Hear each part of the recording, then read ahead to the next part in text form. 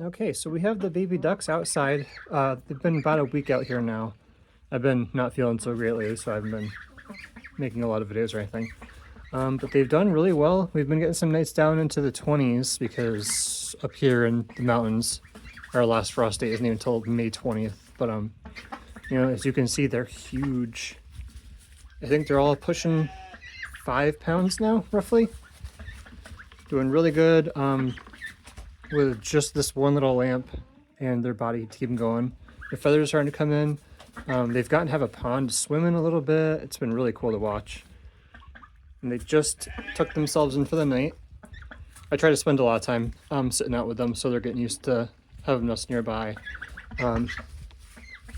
Edgar, who's standing creepily over there, the next few days is going to be getting to bond with ducks.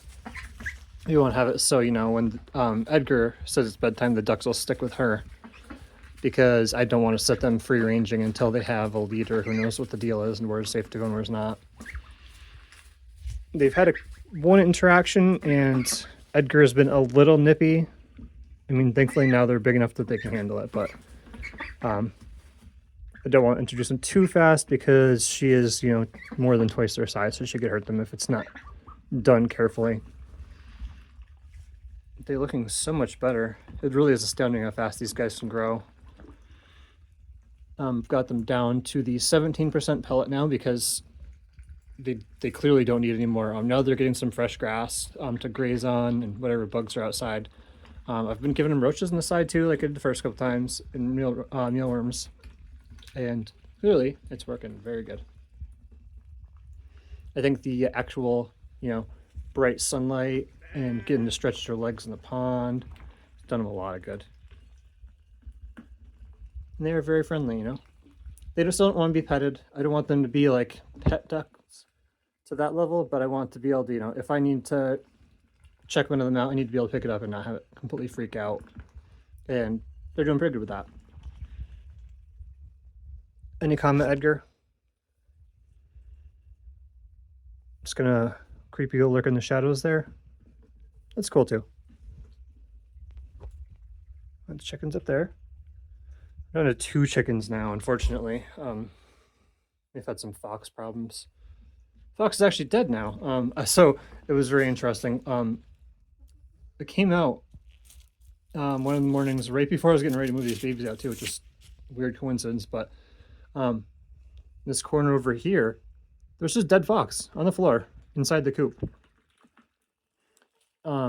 Edgar's the only one that's like easily accessible, so I think that it was a young one, it had really bad mange from the way it looked, you know, missing patches of fur. I think it might have been already very weak and desperate and wormed its way in here trying to get an easy meal, and I think it lost a fight with Edgar. So it actually saved the body because I have a whole colony of domestic beetles which I can use to strip off all the flesh and fur and just be left with the skeleton, which I'll have to show sometime. I have a pretty good collection of different animal skulls that I use my dermestids to clear off because, you know, cool skulls. I don't know, just always found them fascinating. You have a whole shelf of them. Seems a little odd to keep the bodies of, you know, animals that were your pets or that you cared about. Maybe some people think it's strange, but I don't know. I feel like it honors them in some sort of way to keep them around and always just be reminded of that animal. And also, you know, my son gets to learn about anatomy, which he's fascinated about, and I'm fascinated about too. It's really cool seeing how all the structures inside of a skeleton work together. Anyways, I'm put these guys away for the night, close them up. So, good night, ducks. Good night, Edgar.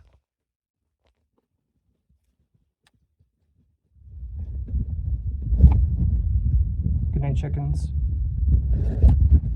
And good night, everybody else.